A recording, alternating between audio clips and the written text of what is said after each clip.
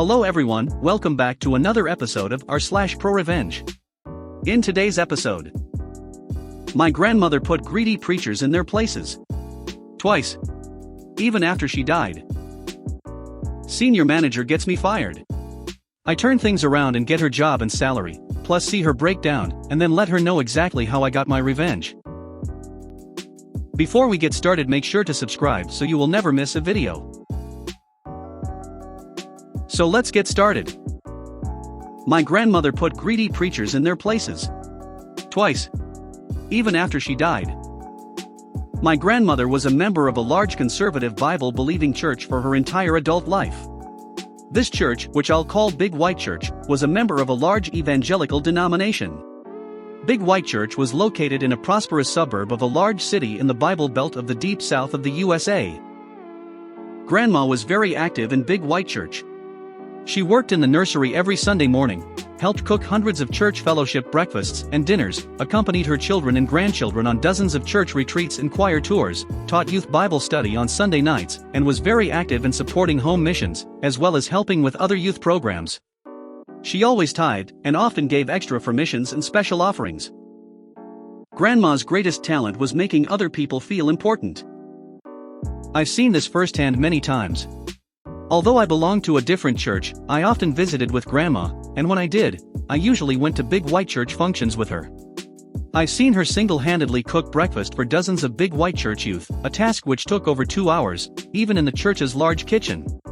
Then, after the meal, she asked the group for a round of applause for the high school student leader for doing such a great job of organizing the prayer breakfast. I remember that, on a Big White Church youth retreat at a rural church camp, she drove most of the night to go back to the city and retrieve a big box of evangelistic materials that one of the assistant pastors, whom I'll call as pastor, had forgotten and asked her to get in time for our morning program the next day. His boss, the senior pastor, I'll call him Pompous Pastor, never found out that Ass Pastor had screwed up or that Grandma had fixed it for him. Ass Pastor never even thanked Grandma. Even though I was a child, this bothered me so much that I asked her about it. She said that she didn't mind at all. She told me her reward would be that those materials would help children find Jesus. Grandma's service to her church ended abruptly at the age of 73, when she broke her back in a car accident. Afterwards, for the last 10 years of her life, she was homebound and could not go to church because of this injury and declining health due to old age. Her mind was just as sharp as ever, and her faith remained sincere, but her body wore out a little more every day. During those 10 years, she made many efforts to reach out to her church, its leadership and her church friends, inviting them to visit her at her home, etc., without success. Every one of these invitations was declined or simply ignored. Near the end, when she was in home hospice care, she decided to plan her own funeral. She and my grandpa called her church and asked for the senior pastor, Pompous Pastor, whom she had known for over 30 years, to visit her so that they could plan her memorial service, which she and Grandpa wanted to be held at the church. Pompous Pastor was too busy, but Ass Pastor stopped by a few days later. According to my grandpa, here's what happened at that meeting, with my grandma literally on her deathbed. Grandma, Grandpa and Ass Pastor discussed her funeral for a couple of minutes. Then Ass Pastor started pressuring her to lay up your treasure in heaven by remembering your church in your will. Grandpa told him firmly that this is neither the time nor the place to discuss her will. They went back to discussing the funeral for a few minutes. Then Ass Pastor steered the conversation back to Grandma's will, with liberal injections of how badly her church needed her support. Grandpa told him several times that it was inappropriate to talk to Grandma about her will or the church's financial needs, because she was terminally ill and in an enormous amount of physical pain. Ass Pastor would agree and briefly talk about the funeral, but would then go back to talking about the church's financial needs, heavenly rewards, where your treasure is your heart will be also, Matthew 6:21, Luke 12:34, etc. My grandma started crying. To put this into context, Grandma was more than a steel magnolia. She was titanium coated with diamond wrapped in Kevlar. She rarely ever cried, and never ever cried about herself. Not one tear when the doctor told her that her back was broken so badly that she would never walk again, nor during the following 6 months in futile rehab. She would shed sincere, but well-managed tears at funerals, and while visiting family members in the hospital when they received bad news. She would cry to console others, weep with those who weep.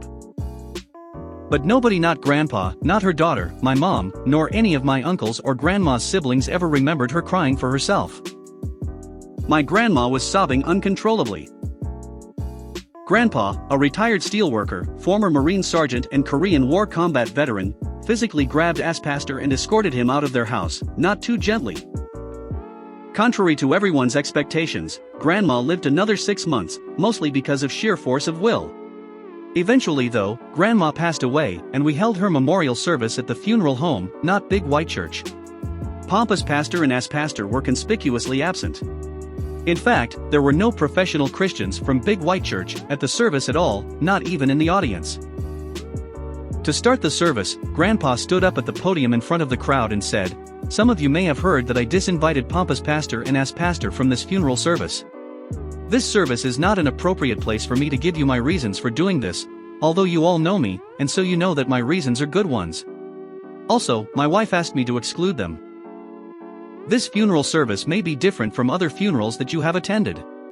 It is going to be an open microphone funeral. Everyone who wants to say something is invited to come up here and describe your friendship with my wife, tell a story about her that is worth remembering, or anything else that you want to say that will honor her memory and bring comfort to everyone here today." I have asked several family members to prepare statements, but you don't have to have anything prepared. Please, if you want to say something, come up here and do so. There were about 100 people at the funeral service. At least a third of them eventually stepped up to the microphone. The service, which we had planned to last about 30 minutes, lasted for over 2 hours and, as best I can tell, not one person left early. There was laughing, crying and hugging. 3 of her grandchildren played some of her favorite songs on the piano and guitar. We all joined hands and sang her favorite hymns. Afterwards, dozens of people told my grandpa that it was one of the most comforting and uplifting funerals they had ever attended. More than a few remarked that funerals are better without preachers anyway, or something similar.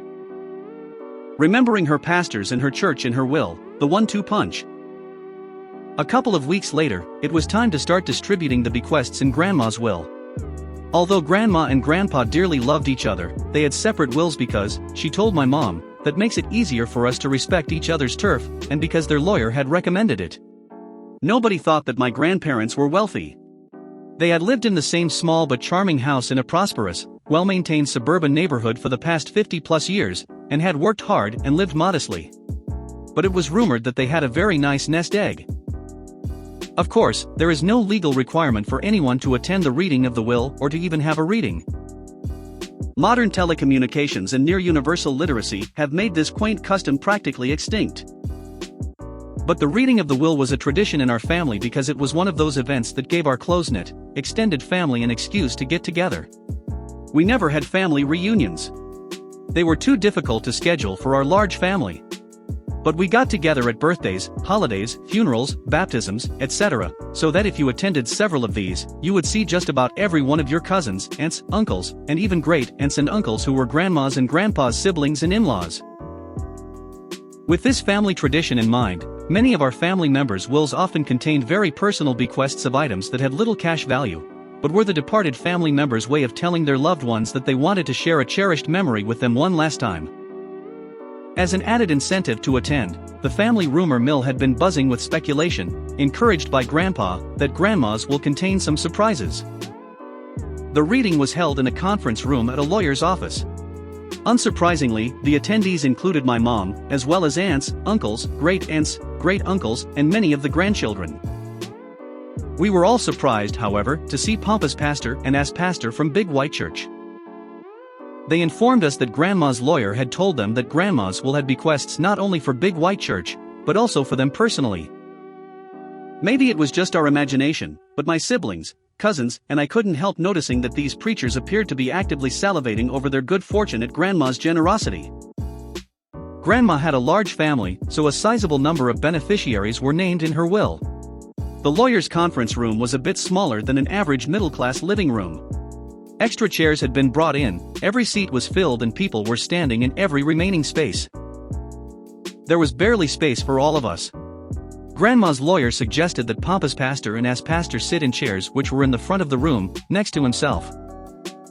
Since there was a large table in the room, this meant that the lawyer and these 2 preachers were the only ones who were directly facing everyone else.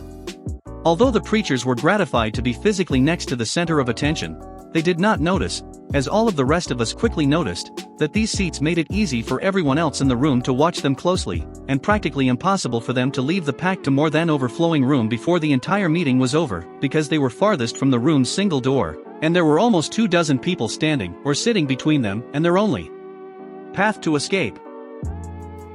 The bequests were quite generous, but pretty much what we had expected. Grandpa kept their house, its contents, their retirement accounts, and everything that remained after all of the bequests had been satisfied.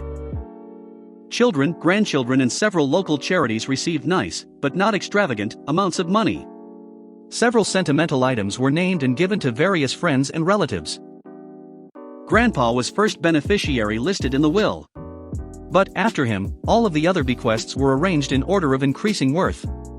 They started with sentimental items, which had very small cash value. Then each grandchild received several $1,000s, then each son, daughter, brother, sister, niece and nephew received a little more, then several local non-profits received very nice amounts, etc. Bequests to Big White Church, Pampa's pastor and as pastor were, almost, the last ones listed in the will. They listened politely to the other bequests, but with steadily growing anticipation, as they noticed the exponential upward trend in Grandma's largesse. When Grandma's lawyer got to the Big White Church and preacher's part of the will, he said, "This is a bit unusual, but before I announce these bequests to Big White Church, Pampa's pastor and as pastor, MS, Grandma's name, requested that I read the following statement to everyone present." He opened a letter that was written in Grandma's own handwriting. "For the past 10 years, not one person from Big White Church has ever called me, come to visit me or sent me a note to tell me that they cared about me. Not one minister, not one deacon, not one of the church women, not one of the church members who I worked with for all of those years, loved dearly and thought were my friends. I worked very hard for you when you needed me for many, many years. But when I needed you and your church, you all pretended that I didn't exist. I only got one visit. When I was dying and I invited Pampa's pastor to come to my house and help me plan my funeral. This was my last attempt, after many attempts that I had made over the past 10 years, to reach out to my church and pastor, whom I still loved dearly even though they had made it clear that they did not love me. If only I could have my funeral at my church, maybe some of my church friends, whom I had not seen in a decade, would come to the service to see me one last time. And I know they loved to hear Pampa's pastor preach, so if he preached at my funeral, maybe they would come to my funeral to hear him, even if they would not have come to see me. But Pampa's pastor couldn't find the time to visit me, or even call me to tell me whether or not he was willing to preach at my funeral. As pastor came by my house, but he didn't want to talk about my funeral. He just wanted me to remember his church in my will. That's all. Just remember his church in my will. It was then that I realized that I had allowed my church to break my heart for one last time. But that was the last time. The very last time. As pastor did not know it when he visited me, but Grandpa and I had already prepared my will, long before his visit, which did include a double tithe 20% of my entire estate, for what was now my former church. Big White Church. This amount was, named the amount an enormous shitload of money generating muffled wows from many of her heirs, including me. But I got to feeling badly that we had not personally remembered such nice people as Pampa's pastor and as pastor. So I changed my will to include them by name. While I was at it, I changed the amount of money that I left to Big White Church to match all of the love that they had showed to me during the last 10 years of my life, when I was suffering and lonely, and no longer able to work my ass off for them, for free, like I had done for almost half a century.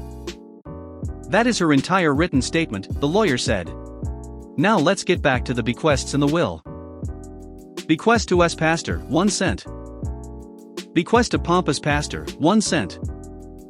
Bequest to Big White Church, 1 cent. The Pampa's pastor and as pastor sat there looking like someone had just injected a gallon of Novocaine into their jaws. Every one of Grandma's family and friends felt an overwhelming urge to laugh out loud. But we kept quiet because we knew Grandma. We knew she wasn't finished yet. Grandma was simply setting them up for a 1-2 punch. The best was yet to come, and we didn't want to miss it. There is one last bequest, the lawyer continued, for a charity called, which he named, and I'll call Black Charity, then he paused before naming the amount. Most of us had no idea what Black Charity was. But by the looks on their faces, we could tell that Pompous Pastor and Ass Pastor knew Black Charity very well. Their faces displayed the same expressions of shock, dread and horror that they would have if the lawyer had said, "This bequest goes to the demonic baby eaters to buy extra-large rotisserie barbecue grills and tons of charcoal." Every eye in the room was now fixated on Pompous Pastor and Ass Pastor. The lawyer, who happened to be my uncle, one of Grandma's and Grandpa's sons, let the silence continue a few seconds more. If we had been able to read Pompous Pastor's and Ass Pastor's minds, we would have known the history behind the looks on their faces. Black Charity was sponsored by a large black church just a few miles from Big White Church. They ran a free food/clothing bank, assistance programs for foster children, home delivery of pre-cooked meals for homebound seniors, legal aid, and other social services. A long time ago, Big White Church, which was and still is 100% Caucasian, had provided a few years of financial and other support to Black Charity. Then there was a very bitter, acrimonious breakup, allegedly because Black Charity was practicing the social gospel, while Big White Church was preaching the true gospel. Big White Church even sued to try to get some of their money back, although the suit was eventually settled and very little money actually changed hands. But this being the Deep South, everyone knew the real reason why Big White Church, or any white church, would stop supporting a black charity.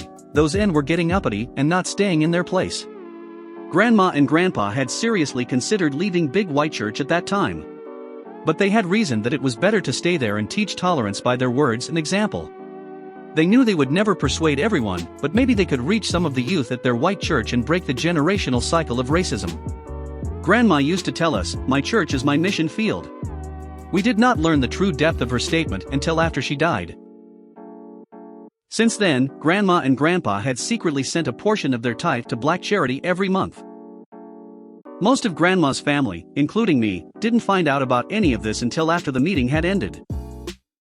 But Pompous Pastor and Ass Pastor obviously understood what Grandma, by her actions which are more powerful than words, was saying to them. If you had grown up as a white person in the Deep South, as Grandma, Grandpa, Pompous Pastor and Ass Pastor had, you would understand. To many white Southerners, this was one of the most personally insulting things you could do to them. It simultaneously labeled them as racists, condemned their bigotry and crushed their delusions of white superiority by saying, "These black human beings, whom you hate, disrespect, and have mistreated, are better people than you are.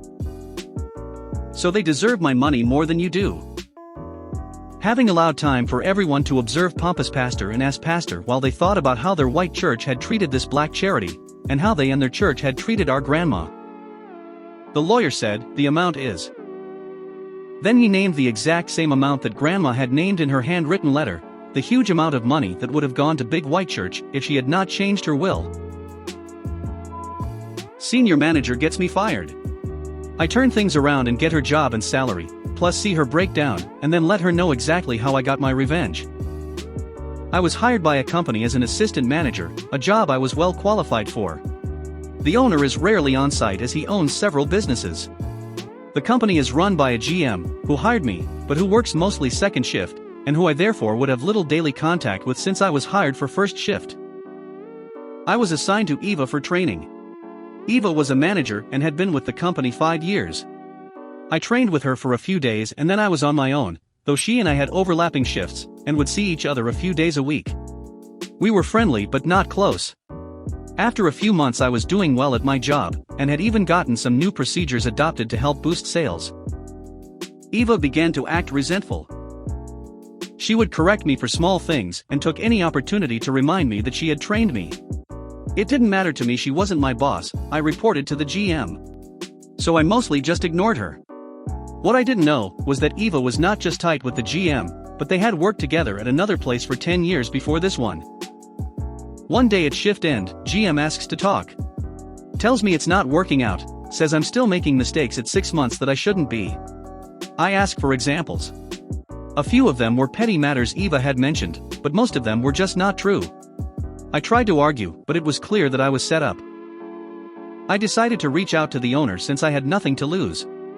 He was sympathetic, but said he relies on GM to run the business, and had to support her decision. Then he mentioned that if things hadn't been so bad between me and Eva, it probably could have been worked out. That's when I knew she was behind me being fired from a job I needed, really liked and was making great money, and I vowed to get revenge. I started searching her online info. In less than an hour I had uncovered gold thanks to one of those pay services. About 3 months prior, Eva was arrested and charged with DWI in a neighboring state. The court records showed she had a hearing coming up in a few weeks.